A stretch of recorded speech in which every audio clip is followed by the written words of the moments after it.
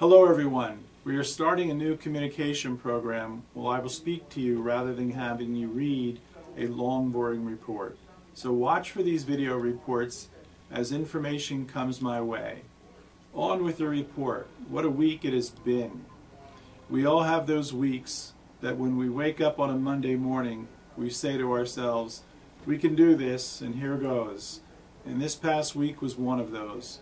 I'm going to update you on the municipal building move, share information about the governor's visit, and provide information on the sale of the Ingersol Rand property. As you know, we are almost settled from the big municipal move, but there are still some details to finish. While we are on this subject, it is important everyone knows why we moved. When I was sworn in 2016, I was informed the prior administration ordered a new HVAC chiller and it was on its way. Well, it didn't come on schedule, so they ever began to get it here. Now we wish it never arrived. The chiller was installed and it started raining not outside, but inside. The chiller created so much condensation the entire interior of the building became saturated, causing dripping from the ceiling and water running across the floors. The saturated ceiling tiles fell and the black mold came. It would have possibly been repairable, but all the pipes carrying the very cold water were covered in dangerous asbestos. The cause of the extreme condensation was that the old mechanicals, air handlers, and blowers were too small for the high-powered new chiller. We could not upgrade to mechanicals because the interior of the building was covered in the asbestos. The only repair would be to vacate the building and complete an asbestos abatement at $1.7 million, and then rebuild for $3.9 million for a total of $4.6 million. The current building is only appraised at $1.2 million. Our insurance company would not cover the mold abatement because the mold was caused by human error as compared to a natural disaster. The installer has a percentage of responsibility, but we will be required to sue to get paid. That is something I want to do, but stand alone on the subject at this time.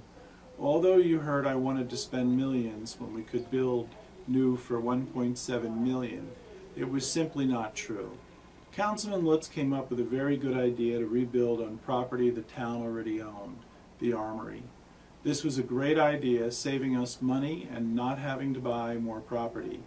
I tried in vain to find an appropriate location on Main Street, but it just didn't exist.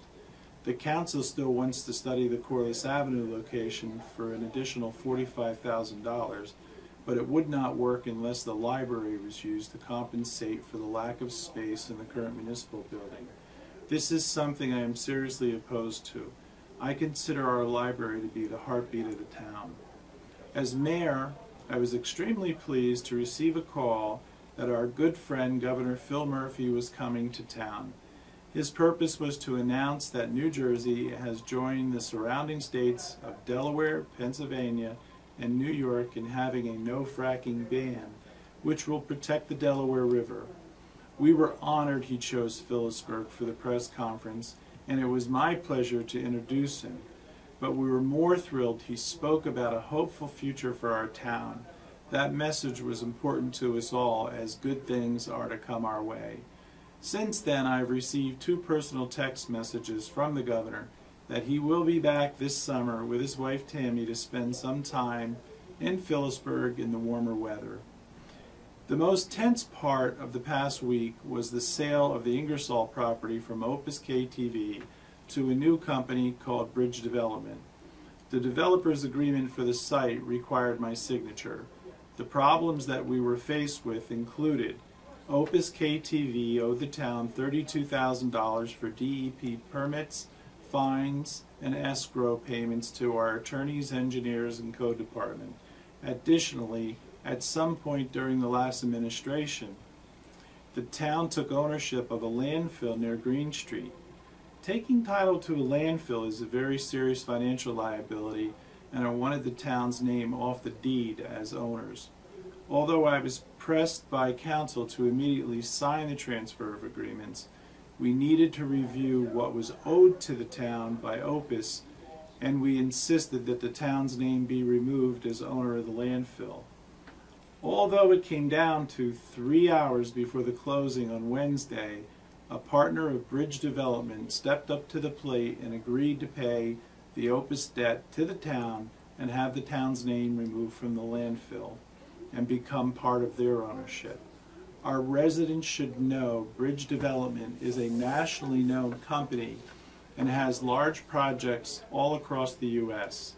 I believe that Phillipsburg is very fortunate to have this company working with us to redevelop the Ingersol site. All this tense work played out in 3 hours before the property closing with phone calls facilitated by a former colleague.